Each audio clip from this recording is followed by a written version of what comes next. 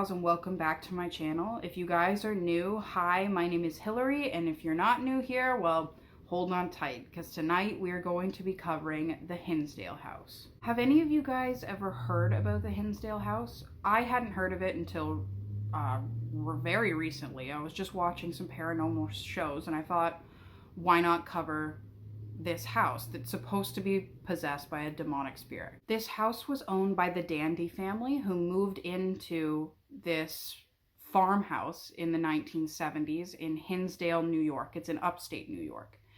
And things started to go wrong for them basically right away. Like many families who buy a house, Clara and Phil got caught up and were so excited to move into this brand new property. However, the honeymoon glow of owning this new house began to wear off very quickly upon moving in. Soon after moving in, the family began to experience some very unexplainable phenomena. It all started off quite innocently. It started with things that could be brushed off, like anonymous phone calls and things going missing around the house. The only really frightening and unexplainable occurrence that happened right off the bat was soft chanting. The wife, Clara, at night could hear chanting coming from the woods around their house, which scared her. It scared her deeply. One night, the family reported a bunch of strange faces staring at them from outside their house through their windows. A whole bunch of faces, almost every window. And Mr. Dandy, being the good guy that he was, went out to go confront these people to kick them off their land. Like, what are you doing here? Why are you looking at us through our windows? So he goes to go check it out. And as soon as he gets outside, there is nobody outside.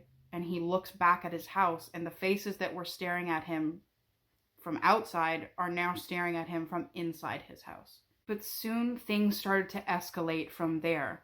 They started to see full body apparitions walking around their house. And one of these apparitions was a woman in all white. She had long black hair and she was in all white, and they would see her walking around the property and walking around their house. However, the whole family could see other things other than that. That the lady in white was not the only thing that they saw. They also would see half animal, half human hybrids around. And to me, that sounds demonic. That, like, beyond all doubt, every movie you've ever seen, like, animals mixed with humans is a bad thing. Nah. Nope. Bye. Not today. And as time went on, the hauntings got more and more violent. So one night in particular, one of the Dandy daughters got a lamp thrown at her head from across the room. And things were really starting to amp up. It started off kind of slower, and then it built up, and now things were getting violent. Things were getting thrown. People were getting pushed and scratched. Often it happened where objects were being thrown across the room and aimed at a human target. Driven into desperation of just a few short months living there, the Dandys decided to seek out the help of the church. And the church answered, and Father Alphonsus was sent to help the family. Him and a team of investigators were going to perform an exorcism of the house. Now, there doesn't seem to be a lot of specific accounts of this exorcism. Like, nobody really knows what went on, but I assume it would go as far as exorcisms go. The priest goes there, says some words, holy water, maybe bury some crosses, things like that, trying to cleanse the house of all its evil spirits.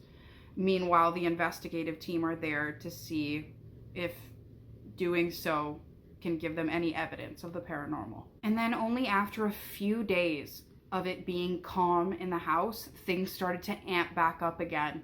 And it got way worse than it was before. They only had a couple days after the exorcism that everything was quiet. And after that, it got way worse. People were getting scratched, pushed, things were getting thrown.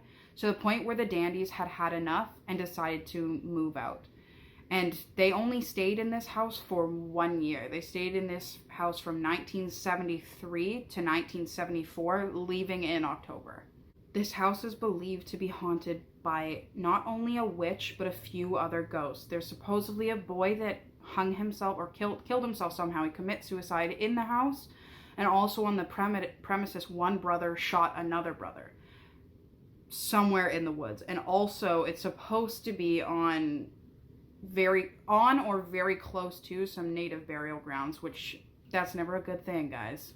Almost everybody that has gone there has explained that they've been choked, scratched, and they've also had this wave of confusion that has hit them, that if you stay there, you want to, like, you'll get confused. You won't really know what's happening. It's like an oppression, and very soon will become a possession if you guys stay there too long. You guys are probably wondering what happened to this house, because I was very much like, I'm gonna check this out. Like, this sounds kind of cool. Oh, like, not great on the demonic side, but I want to see something, you know? So I checked it out, and it turns out that this house, the guy that bought it is a paranormal investigator. He bought it in 2015, and this house is actually open to the public for their own investigations. If you want to call this guy and set it up, you can set up your own investigation in the Hinsdale House. So I'm going to leave maybe the website in the comments down below if you guys want to check out the Hinsdale House yourself. It's kind of a cool opportunity because you could have the opportunity to go see for yourself what things are like. I may go there myself. So thanks you guys for watching, and I hope that you were very interested in this case, and I hope to see you guys on the next video. Thanks guys. Bye.